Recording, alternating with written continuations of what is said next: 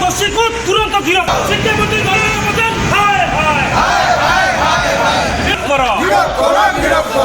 NEET प्रश्नपत्र leak घटना रे केंद्र शिक्षा मंत्री कुशपुतलिका दाह सह इस्तीफा दाबी कला कटक नगर युव कांग्रेस।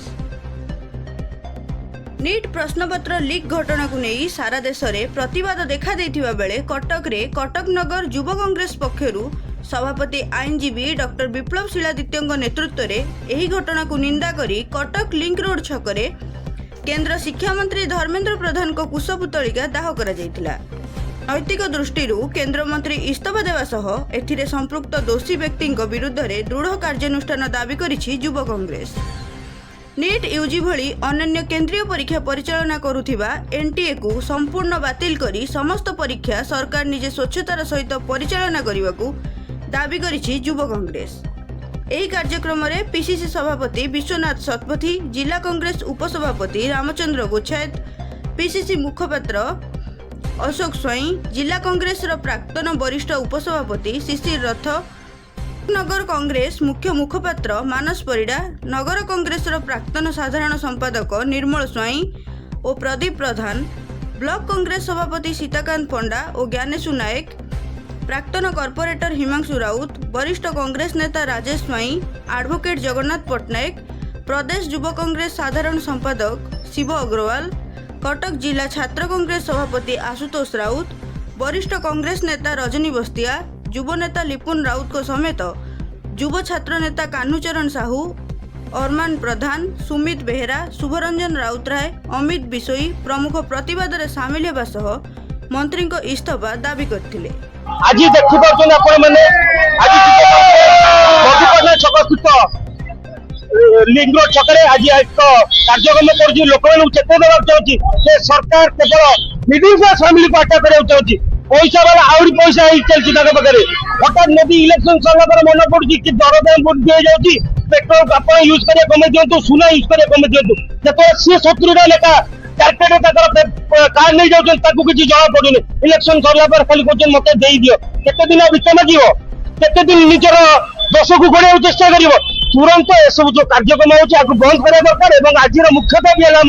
शिक्षा मंत्री धर्मेंद्र प्रधान को इस्तीफा न देवा जाए युव कांग्रेस और छात्र कांग्रेस आंदोलन जारी रखा आज्ञा निश्चित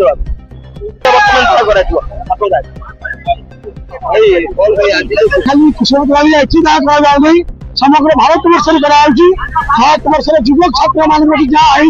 आज मेडिकल सीट भाव में धर्मेंद्र प्रधान बीजेपी दल लोक प्रश्नपत्र लीक कर प्रतिवाद में आम समग्र भारत वर्ष युवक कांग्रेस छात्र कांग्रेस तरफ आंदोलन हो आसदा दिन में आंदोलन को जोरदार कर आज आम भारत वर्ष ओडिशा जो मंत्री अच्छा शिक्षा मंत्री ओडिशा को बदनाम कर आज आपण इस्तीफा दाबी करने सहित कलंकित शासन को निंदा करुँ साधारण लोक आज हईराण आरंभ कर छात्र छात्री साधारण मनुष्य आज जो सब रेट सीमा रेट बढ़ा सहित विभिन्न दरदाम दाम बढ़ी प्रत्येक ग्राम आरंभ कर सहर पर्यटन सब चलना आरंभ है। आसंता दिन में देखिए साधारण जनता ये सरकार को प्रत्याख्यान कर देखो जो भाई भाव में नीट प्रश्नपत्र लीक घटना सारा भारत वर्ष सरकार विषय ये गोटे मेधावी छात्र छात्र मान भविष्य को नहीं खेला हो गरीब घर पिला मेधावी छात्र पाठ पढ़ी परीक्षा देवा प्रिपेयर होता बेले बड़ बड़िया लोक पिला को सुविधा देवाई लक्ष लक्ष टका खर्च कर प्रश्नपत्र लीक कर पिला को पछाड़ पिला केमी आगे करेंगे ये गोटा चंचकता कर सारा भारत वर्ष खाली यही प्रति वर्ष घटना घटू जहाँ आम प्रतिवाद करुचु यार उत्तरदायित्व भाव में जी दायित्व नहीं धर्मेंद्र प्रधान केंद्र मंत्री अच्छा शिक्षा विभाग नैतिकता दृष्टि तुरंत इस्तीफा दिंतु ये प्रश्नपत्र लीक जो अधिकारी मैंने संपृक्त अच्छा तुरंत बरखास्त कर ना फौजदारी